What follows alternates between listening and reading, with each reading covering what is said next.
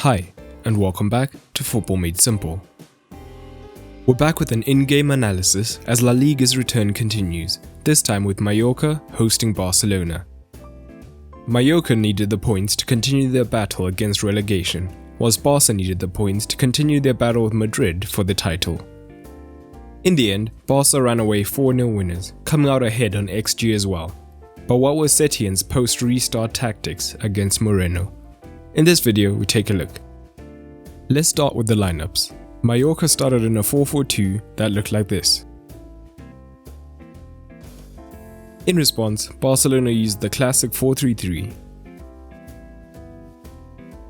Now, let's take a closer look at the tactics. As always, Barcelona looked to start their build-up play from the back through Ter Stegen, who would look to find the centre-backs, though he preferred to find Piqué, who averaged more passes.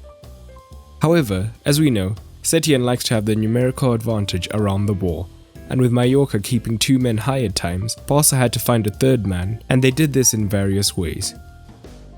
In deeper regions, Ter Stegen pushed between the centre-backs to be the third man to help them play out.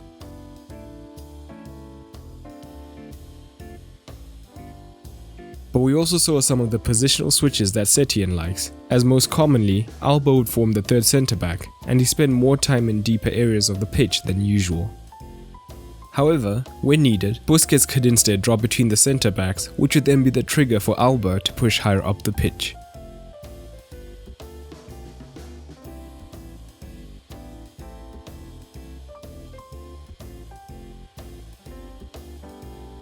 But throughout the game, Setien preferred to keep Busquets in his role as the pivot, meaning that at times Roberto instead became the third man. If they drew a Mallorca midfielder higher, trying to press the extra Barcelona man, they would now have the numerical advantage in midfield instead, and that would still allow them to play out. But Mallorca would sometimes drop deeper, ensuring that one man stayed on Busquets, whilst the other pushed higher up to try and press. And in these situations, Barca felt more comfortable pushing both the fullbacks higher, as they already had a 2 versus 1 on the ball in the deeper region.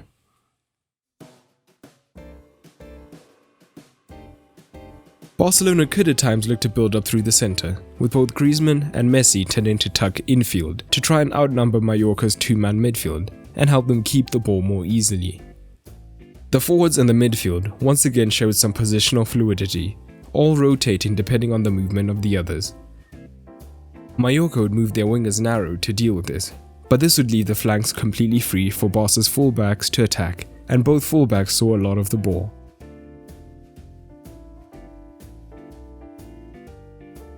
However, on the left, when Griezmann and Braithwaite tucked in, De Jong would often move out wide to fill this position, as shown in his heat map. This flows into another tactic of theirs, which is to overload the left-hand side to get Mallorca to shift to the left-hand side as well.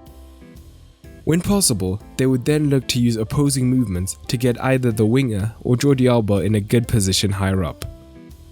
We see a glimpse of this in the first goal, with De Jong shifted to the left to try and combine with Alba, who eventually crosses to Vidal, who was always making the run to add numbers into the box.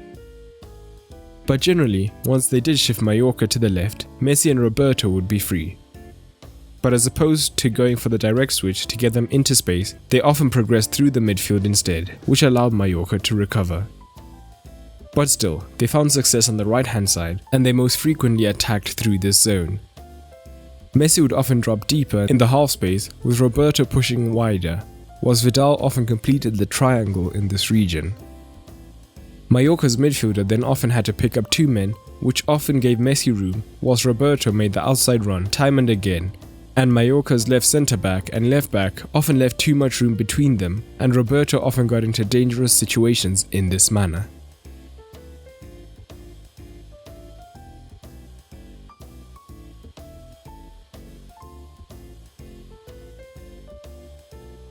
However, Barca saw a lot of success when Messi moved infield to create from these central regions, as shown by his game-high 6 key passes and 2 assists.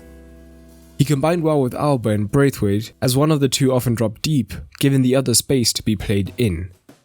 We see a bit of this in the lead up to Braithwaite's goal, as De Jong is deeper, giving Alba space to run in behind, eventually leading to the goal. We see a similar pattern for Jordi Alba's goal as well.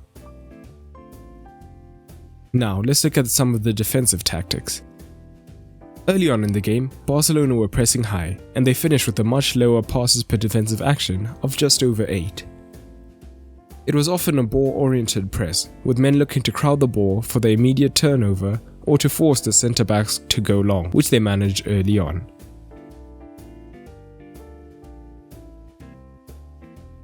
However, they faced problems when they were too spread out to immediately counter-press.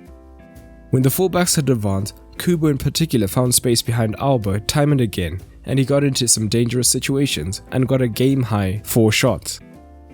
So, with the front three often staying high, it was up to De Jong and Vidal to move wide to cover their teammates when required, which they mostly managed to do.